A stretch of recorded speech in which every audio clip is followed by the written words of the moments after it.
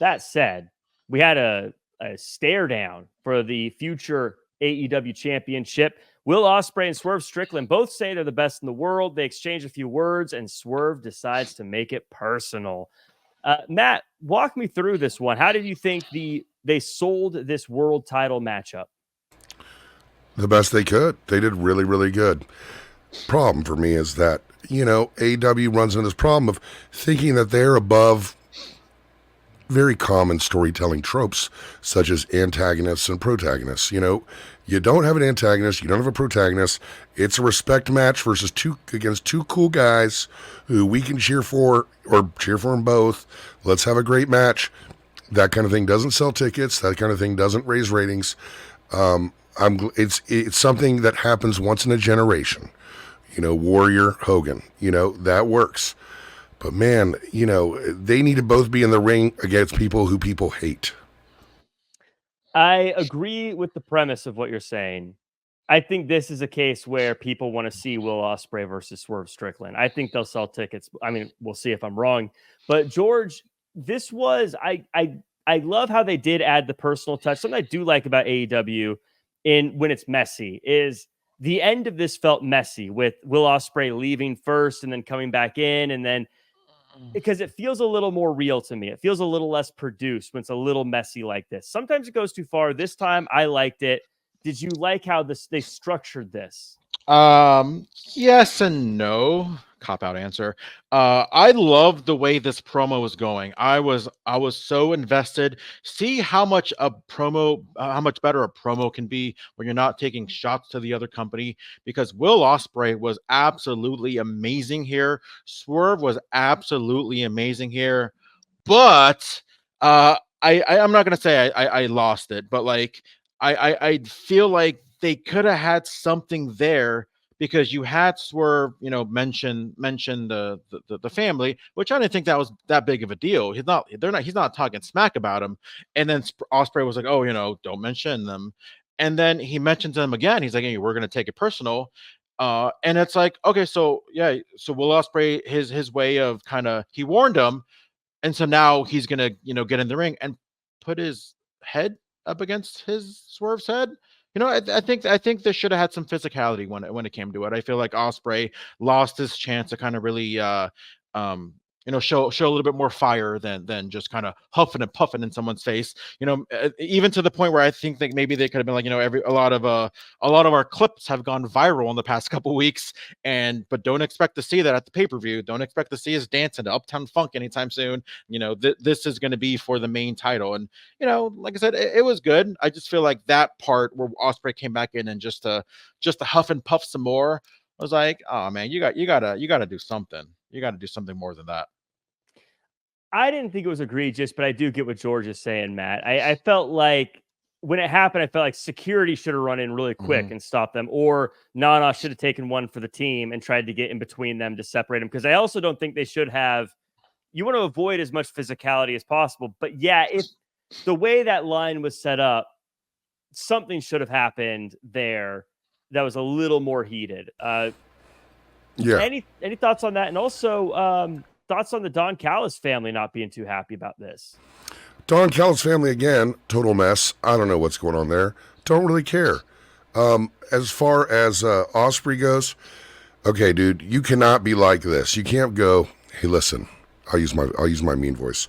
Jack Farmer, if you talk about my child, for the love of God, I will take you down. And you talk about my kid, and I run back in, and I just put my head up against your head. That's kind of a bad guy move. That's not a good guy move. That's like the dude who's daring you to hit him because he doesn't want to get beat up. I would say though, you're a big fella and I'm not the toughest, so I think you putting your head against mine might get you the win. I think that might be enough. My cardio would undo me before I took 3 steps. Yeah, there's no huffing and puffing. Just one huffing, and I can stand there and look like a mother, but just take 3 steps back, I'm done. I'll just fall over. So you're fine. So, George, last thing on this, Don Callis looks like he's trying to recruit Roosh. I got to agree with Matt here. I think Don Callis is great on a microphone. I love that I think he's great at getting people to hate him. But when I see myself, would Roosh be a good addition to Don Callis family? I don't know, because I don't really know what the Don Callis family is and what they represent and what they're doing. Kyle Fletcher seems conflicted, but I guess I still don't know what the Don Callis family is besides just a bunch of bad guys.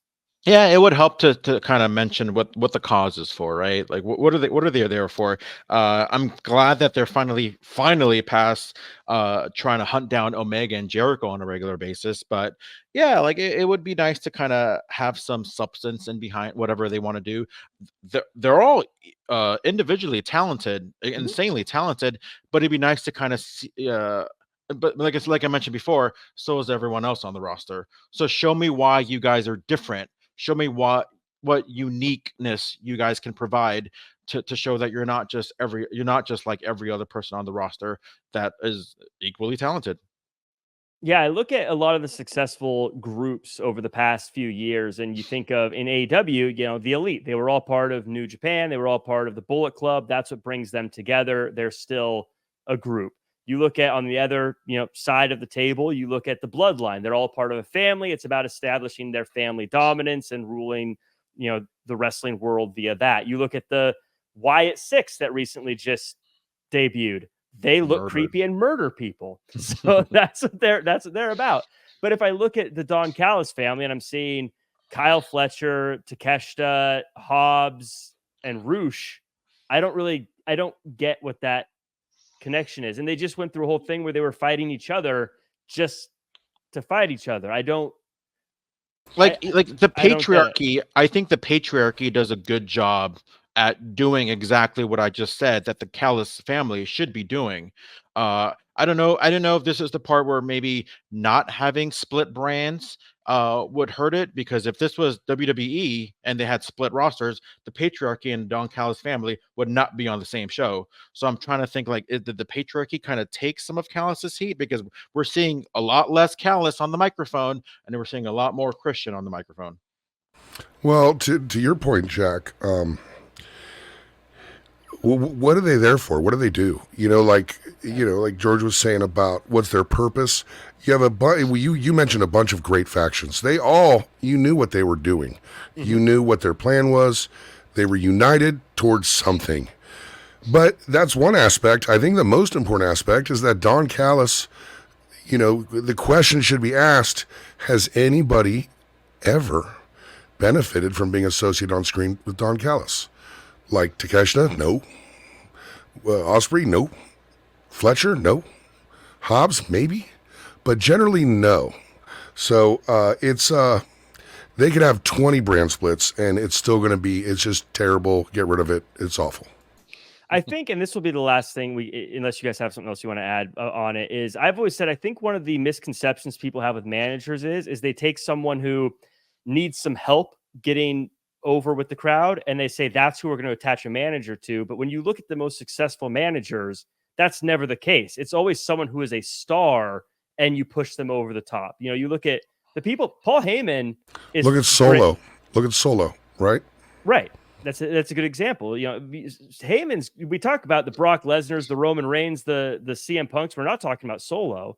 We look at Bobby the Brain. He's managing guys like Ric Flair and Andre the Giant or whatever. Like they're managing stars. It's not they took nobody and suddenly the guy on the microphone makes them a star. You got to be a star and you've got to be there already. And so I think if you put someone like a Don Callis with a superstar, it might work. But if it's with someone who we don't even know, then I just start hating Don Callis, but I'm never going to get to see him get beat up because he's never getting in the ring. Yeah, the premise of a manager helping to take a wrestler to the next level as opposed to helping them get to superstardom from stardom, you're right. But here's the main difference I see with Don Callis, and you said, whether it be, you said Bobby Heenan, I'd put Jim Cornette in there, Paul Heyman. Yeah. Man, those guys, as good as they were on the mic, always stood behind their guys. Mm-hmm. They didn't stand in front of their guys. Callis stands in front of his guys. And I think that's the biggest issue. And I would agree. Jim Cornette goes in there as well. A lot of great managers out there. I get nervous when I start picking names because I always forget somebody. I go Cornette, Heenan, Heyman as the top 3 ever. No love for the Slickster. He was a jive so bro, guys. Well, I'm gonna put as the top 4. I'm gonna add Jimmy Hart just because I had a conversation with him and he was a delight. So, did he say the word baby? Oh yeah, yeah. You find out he said he didn't drink coffee either. I was like, how do you have that energy? Last time I saw him, I just stared at his hair for 20 minutes. he was great. So he was so nice to me, and he was such a good dude. I'm like, okay, I'm a fan. If you're nice to me in person, I'm gonna be a fan. That's all it takes. Easy peasy.